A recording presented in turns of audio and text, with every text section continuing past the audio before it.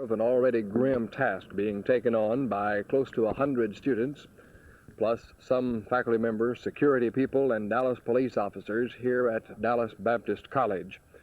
They're going out to search for the 13-year-old boy who has been missing since Sunday. The instructions were given to the youngsters by Officer D.M. Norman of the Dallas Police Department. Now, in walking out through here, first of all, watch yourself, because we don't want any of you people hurt. And if we get you out here, if you do come across something that you think is something good enough for us to take a look at, protect the scene. This is the most important thing if you find something. So our crime lab can come in and make the investigation there. If you go tromping around the scene, you may destroy some evidence that might give us a good lead to any possible suspect in the future. This is another of volunteer efforts as they are trying to find 13-year-old Robert Wayne Lawson. He was last seen Sunday about noon when his mother took a picnic lunch to him at Mountain Creek Lake where he had gone fishing. His crushed bicycle was found Sunday evening after he did not return home on time. Officers have had several theories, including perhaps that of a hit-and-run driver taking the boy after being struck by the car and dumping him somewhere. So they are searching every conceivable place that they can find, and they are grateful for the volunteers that are helping in this effort. This is Roger McDonald, Channel 8 News.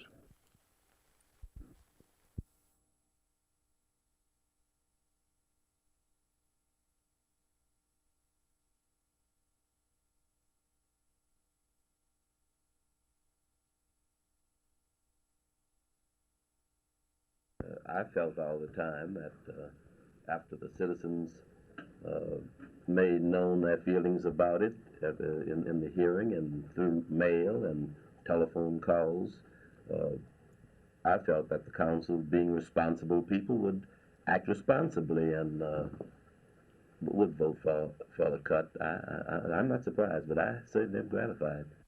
George and I had proposed all along that we reduce the appropriation by $3.5 million, equal to 10 cents, which would put the council in a position of keeping faith with the people, because we had indicated that we would increase taxes only to 14 cents for the first 3 years, and this was the basis for our request for $3.5 million. But we further made the request all along that any funds to be received from new state legislation be passed on to the property owners also, and this in effect was done.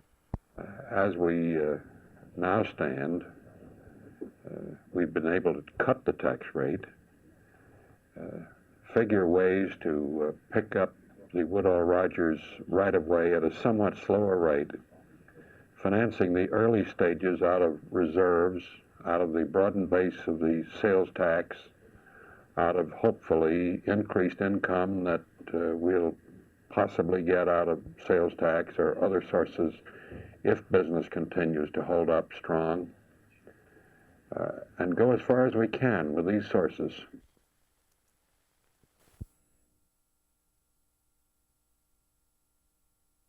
The Fort Worth School Board has adopted a series of regulations on how any club on or near the school campus can be operated, which might have some specific effect on the school's operation or on its students. This in support of Superintendent Julius Truelson after he was supported by District Judge Charles Murray recently over the so-called charity clubs which had been operated previously on school campuses. I talked today with Superintendent Truelson. Now, those clubs who do operate in the schools, but that's our own school club, plus any other outside club that wants to become a school club, must follow these guidelines. First, the membership will be open to all pupils who qualify and who meet the standards set by the school. Two, the bylaws and activities of the club will support and be in accordance with the goals and objectives of the Fort Worth Public Schools. Three, the principal will appoint a sponsor to ensure wholesome activities and in keeping with the goals and objectives of the public schools. And four, all funds collected will be deposited and maintained in the internal finance fund of the Fort Worth Public Schools. Five, all meetings will be open and be held at stated times, and the sponsor will attend all meetings. It is the feeling of Mr. Truelson and the school board that these regulations will prevent any further disruptive activity by clubs such as secret or charity clubs on Fort Worth school campuses. Jerry Taff, Channel 8 News, reporting.